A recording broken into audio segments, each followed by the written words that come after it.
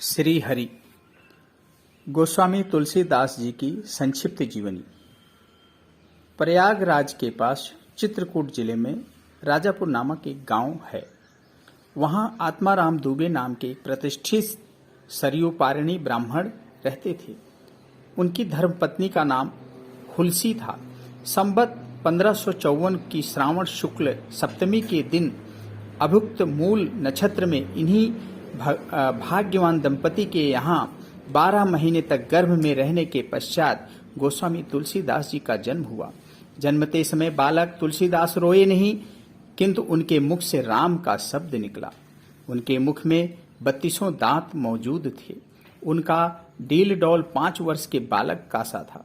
इस प्रकार के अद्भुत बालक को देखकर पिता अमंगल की शंका से भयभीत हो गए और उसके संबंध में कई प्रकार की कल्पनाएं करने लगे। माता हुलसी को यह देखकर बड़ी चिंता हुई। उन्होंने बालक के अनिष्ट की आशंका से 10वीं की रात को नवजात शिशु को अपनी दासी के साथ उसके ससुराल भेज दिया और दूसरे दिन स्वयं इस संसार से चल बसी। दासी ने, जिसका नाम चुनिया था, बड़े प्रेम से बालक का पालन पोषण किया। जब तुलसीदास लगभग 5.5 वर्ष के हुए, चुनिया का भी देहांत हो गया। अब तो बालक अनाथ हो गया। वह द्वार द्वार भटकने लगा। इस पर जगजननी पार्वती को उस होनहार बालक पर दया आई। वह ब्राह्मणी का वेश धारण कर प्रतिदिन उसके पास जाती और उसे अपने हाथों भोजन करा जाती। इधर भगवान शंकर जी की प्रेरणा से रामशैल पर रहने वाले श्री अनंतानंद जी के प्रिय शिष्य श्री नरहानंद जी इस बालक को ढूंढ निकाला और उसका नाम राम बोला रखा। उसे वो अयोध्या ले गए और वहां संवत 1561 माघ शुक्ल पंचमी शुक्रवार को उसका यज्ञोपवीत संस्कार कराया। बिना सिखाए ही बालक राम बोला ने गायत्री मंत्र का उच्चारण किया, जिसे देखकर सब लोग चकित हो गए। उसके बाद नरहरि स्वामी ने वैष्णवों को 5 संस्कार करके राम बोला को राम मंत्र की दीक्षा दी और अयोध्या में ही रहकर उन्हें विद्या अध्ययन कराने लगे। बालक राम बोला की बुद्धि बड़ी प्रखर थी। एक बार गुरु मुख से जो सुन लेते थे वह कंठस्थ हो जाता था। वहां से कुछ दिन बाद गुरु शिष्य दोनों सुकर क्षेत्र सोरों पहुंचे। वहां श्री नरहरि जी ने तुलसीदास जी को रामचरित सुनाया। कुछ दिन बाद वे काशी चले गए। काशी में शेष सनातन जी के पास रहकर तुलसीदास ने 15 वर्ष तक वेदांग का अध्ययन किया। इधर उनकी लोक वासना कुछ जागृत हो उठी और विद्या गुरु से आज्ञा लेकर वे अपनी जन्मभूमि को लौट आए। वहां आकर उन्होंने देखा कि उनका परिवार सब नष्ट हो चुका है। उन्होंने विधि पूर्वक अपने पिता आदि का श्राद्ध किया और वहीं रहकर लोगों को भगवान राम की कथा सुनाने लगे।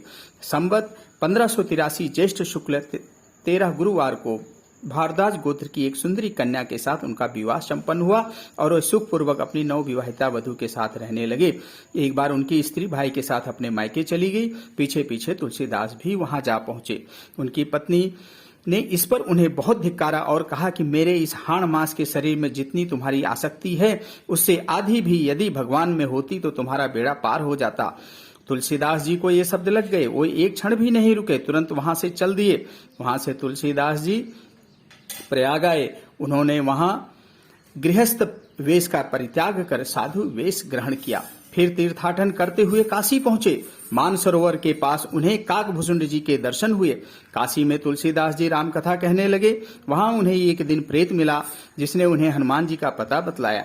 हनुमान जी से मिलकर तुलसीदास जी ने स्वयं उनसे श्री रघुनाथ जी का दर्शन कराने की प्रार्थना की। हनुमान जी ने कहा, तुम्हें चित्रकूट में रघुनाथ जी के दर्शन होंगे। इस पर तुलसीदास जी ने चित्रकूट की ओर चल पड़े। चित्रकूट पहुंचकर रामघाट उन्होंने अपना आसन जमाया। एक दिन वे प्रदक्षिणा करने निकले थे। मार्ग में उन्हें श्री राम के दर्शन हुए। उन्होंने देखा कि 2 बड़े सुंदर ही राजकुमार घोड़ों पर सवार होकर धनुष बाण लिए जा रहे हैं।